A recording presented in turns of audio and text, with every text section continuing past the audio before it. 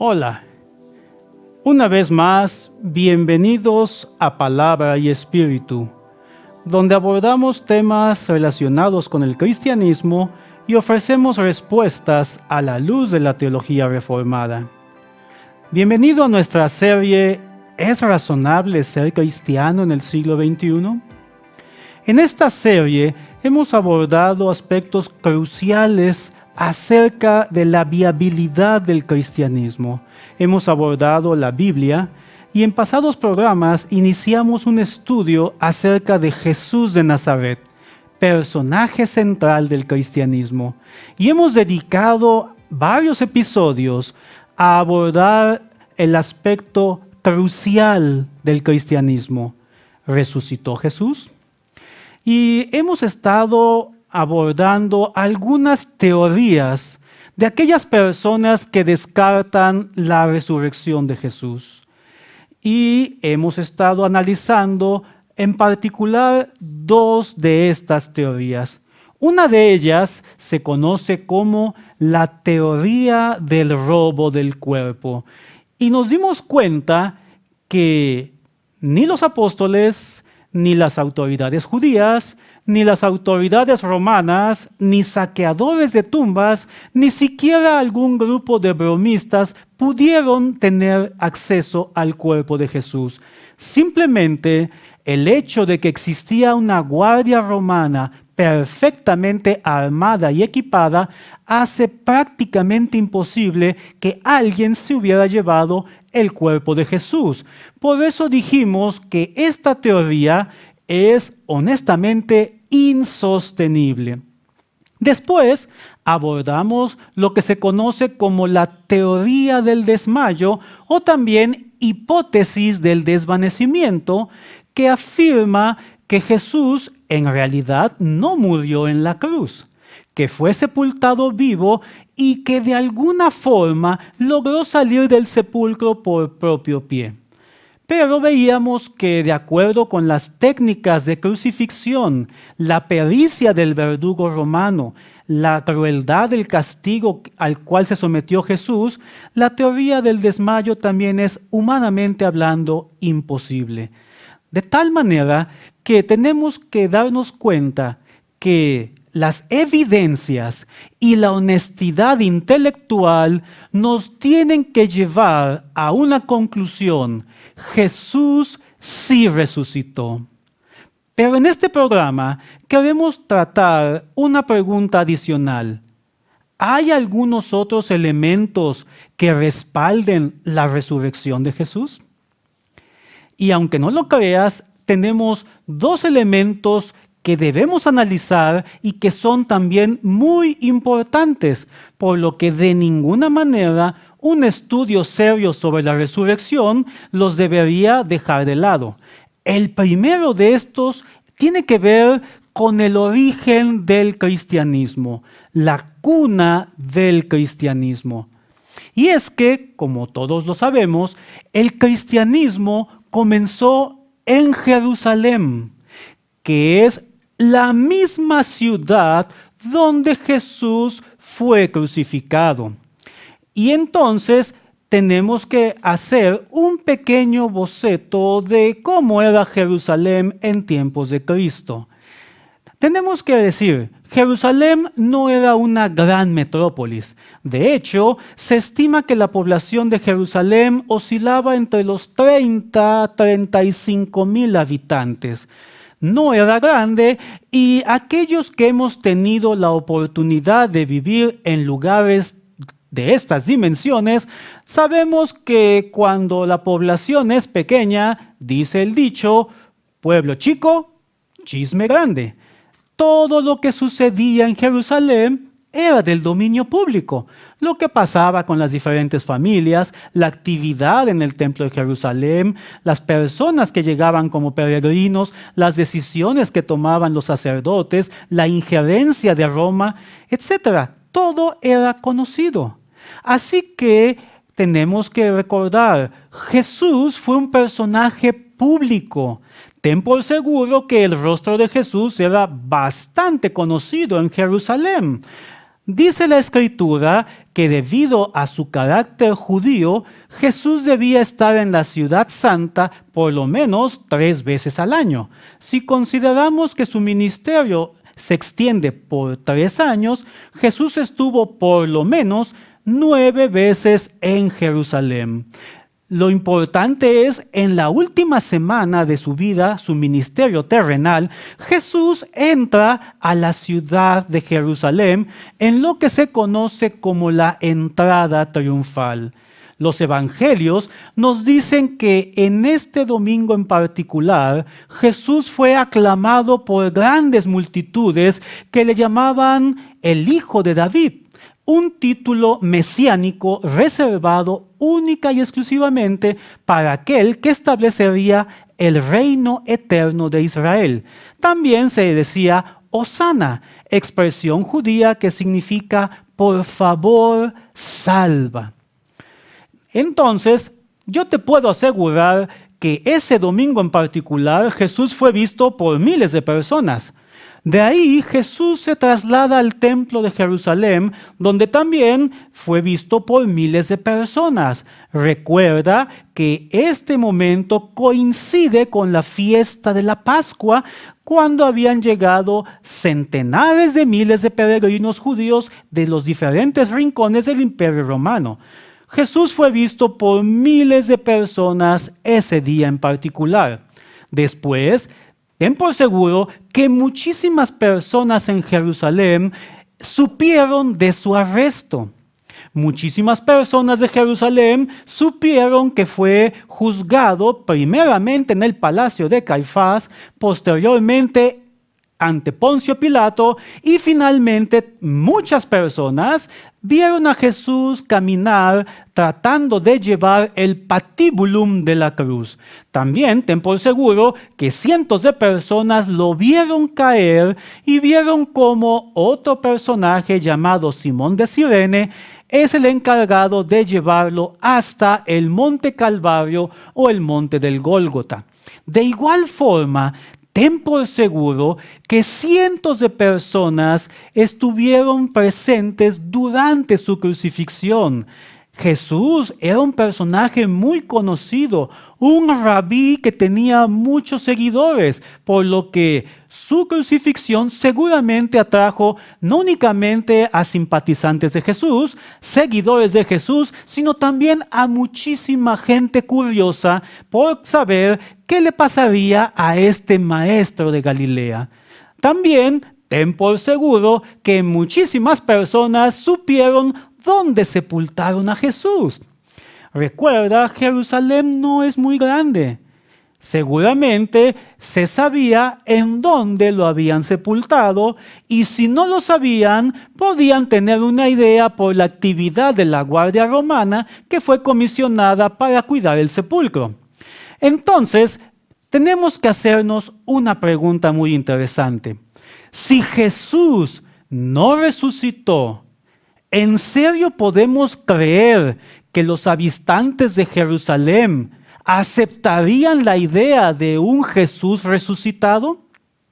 ¿No sería más fácil para ellos caminar algunos metros hasta el sepulcro y verificar que aún estaba ahí el cuerpo? ¿Es posible entonces que habitantes de Jerusalén aceptaran el hecho de que Jesús resucitó cuando ellos de primera mano pueden verificar si fue así o no? Algo también muy interesante que nos relata el libro de los Hechos tiene que ver con la primera predicación o el primer sermón del apóstol Pedro. Y aquí permíteme que lea textualmente una cita del capítulo 2 del libro de los Hechos. Pedro se dirige a los habitantes de Jerusalén en estos términos: varones israelitas, Jesús Nazareno, con maravillas que hizo entre vosotros, como vosotros mismos sabéis. Y después, más adelante, el mismo apóstol Pedro les dice: a este Jesús resucitó Dios, del cual todos nosotros somos testigos. El argumento de Pedro es muy sencillo. Le está diciendo a los habitantes de Jerusalén: ustedes conocieron a Jesús. Ustedes vieron los milagros de Jesús, las maravillas que menciona el libro de Hechos. Y además, ustedes ya tienen noticias de la resurrección de Jesús. Entonces, lo que se está haciendo es apelar a las evidencias a las cuales los habitantes de Jerusalén tuvieron acceso. Lo interesante es que, como resultado de esta predicación, en ese día 3,000 judíos aceptan poner su fe en un Jesús resucitado, lo cual hubiera sido francamente inverosímil si Jesús en realidad no resucitó, cosa que los habitantes de Jerusalén podían conocer. Así que tenemos que ser honestos. Si el cristianismo hubiera iniciado en el Polo Norte, tal vez ahí los esquimales hubieran recibido con agrado la idea de un Jesús resucitado. Después de todo, Jerusalén está a miles de kilómetros del Polo Norte y los esquimales no tendrían acceso a información de primera mano como la tuvieron los habitantes de Jerusalén. Por lo que tenemos que llegar a una conclusión. Y esta conclusión seguramente va a ser sorprendente.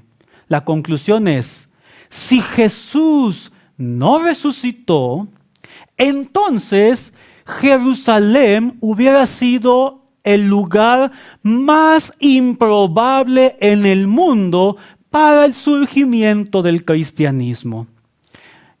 Así que el cristianismo surge en Jerusalén. Y entonces la ciudad misma, Jerusalén, la cuna del cristianismo, es un fuerte testimonio que respalda la afirmación dicha anteriormente. Jesús sí resucitó. Si no hubiera resucitado, los mismos habitantes de Jerusalén jamás hubieran creído en él. Pasemos ahora a nuestro segundo elemento que nos habla de la resurrección y tiene que ver con los apóstoles. Hemos estado hablando de que los apóstoles tomaron una actitud temerosa, de franco pánico, el día que Jesús fue arrestado en el huerto de Getsemaní. Y decíamos, ¿dónde están los apóstoles? Y decíamos que seguramente estaban muy bien guardados en algún sitio en Jerusalén, con varias puertas y candados de por medio. Los apóstoles entonces fueron verdaderamente temerosos de su vida. Pensaban que ellos iban a pasar por el mismo suplicio que su maestro. Pero cuando nosotros vemos a estos apóstoles antes de la resurrección y después de la resurrección de Cristo, vemos un cambio verdaderamente notorio, un cambio que no podríamos explicar por cualquier otro medio. Y es que después, más adelante, en el libro de los Hechos, vemos a estos mismos apóstoles desafiando, retando al mismo tribunal judío que había condenado previamente a Jesús. Y mira lo que dijo el apóstol Pedro: juzgad si es justo delante de Dios obedecer a vosotros antes que a Dios, porque no podemos dejar de decir lo que hemos visto y oído. Este Pedro no es el mismo que le negó 3 veces. Y estos apóstoles no son los mismos que se escondieron llenos de miedo después del arresto de Jesús. Y entonces tenemos que preguntarnos, ¿qué pasó? ¿Qué hubo en la vida de estos apóstoles que de ser un grupo de cobardes, ahora son fieles discípulos, predicadores de las enseñanzas de Jesús, dispuestos a morir por Jesús? Recuerda, el apóstol Pedro está compareciendo ante los mismos que sentenciaron a muerte a Jesús. ¿Qué pasó? Un caso muy interesante y que vale la pena resaltar es el apóstol Pablo, a quien conocemos también como Saulo o Saulo de Tarso. Saulo o Pablo pertenecía a la élite religiosa de Israel. Era parte del grupo de los fariseos. Recibió la mejor educación disponible en su época, tanto religiosa a los pies de Gamaliel como no religiosa en su ciudad de origen Tarso, que era un centro académico del mundo griego. Pertenecía a una familia rica. Era un estricto observante del judaísmo, pero sobre todo era un enemigo declarado de los cristianos. Aquí tenemos que recordar que Saulo no conoció personalmente a Jesús, no estuvo contemplando milagros que hacía Jesús. No sabemos si quizá Saulo estuviera en Jerusalén durante la última semana de vida de Jesús. Pero tenemos que señalar algo interesante.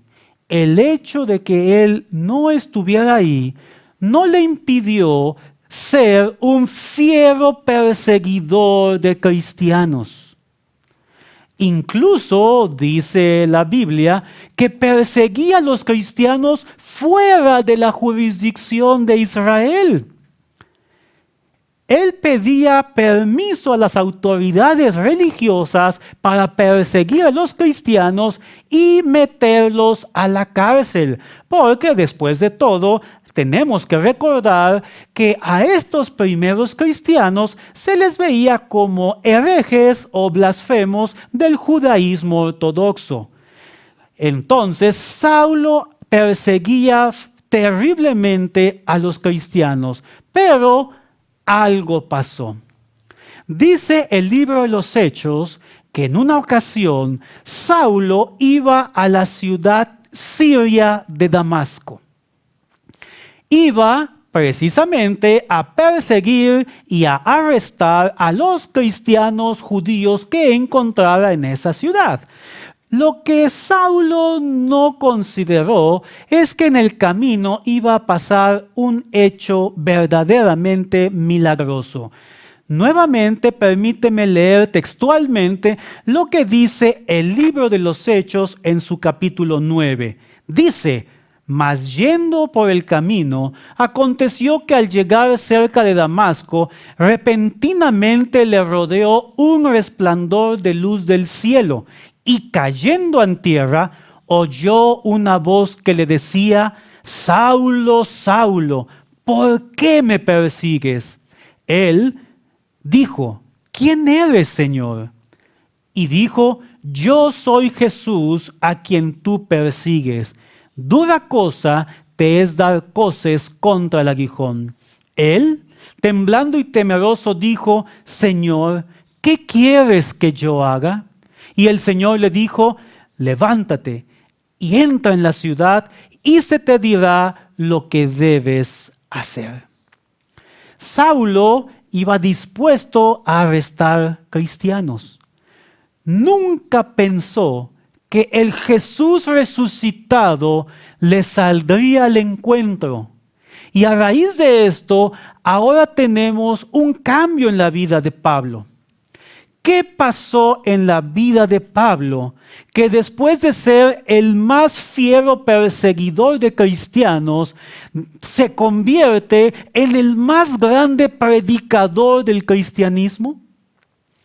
¿Cómo es posible que una persona rica, de familia acomodada, un judío conservador, observante del judaísmo, de repente esté dispuesto a dejar todo e incluso a morir por eso que tanto odiaba. Y así tenemos que llegar a esta conclusión. Algo sucedió en la vida de los apóstoles que tuvieron un cambio trascendental en sus vidas. De un grupo de miedosos a fieles predicadores de Cristo dispuestos a dar sus vidas por Él. De un perseguidor de cristianos al más grande predicador del cristianismo. Y el común denominador que encontramos es que en todos los casos este cambio coincidió con su encuentro con el Jesús resucitado. De tal manera que así como anteriormente Jerusalén, cuna del cristianismo, era una evidencia a favor de la resurrección, ahora el cambio milagroso, trascendental en la vida de los apóstoles también se constituye en una sólida evidencia a favor de la resurrección. Y con esto hemos llegado al fin de esta transmisión. Una vez más, te agradecemos que nos hayas acompañado y te invitamos a que nos sigas acompañando en todos nuestros programas de este tu canal, Palabra y Espíritu. Como siempre, permíteme terminar con una oración. Padre, en el nombre de Jesús, gracias porque nos permites este espacio. Pero gracias por las personas que han visto este programa. Deseamos, Señor, que sus vidas sean tocadas por ti, para que puedan comprobar que ser cristiano no es un salto al vacío, sino que está apoyado en evidencias sólidas que nos dicen que Jesús efectivamente resucitó y por tanto es el Señor de señores. Gracias por ello, Señor. Pongo sus vidas en tus manos, en el nombre de Jesús. Amén. Gracias y que Dios te bendiga.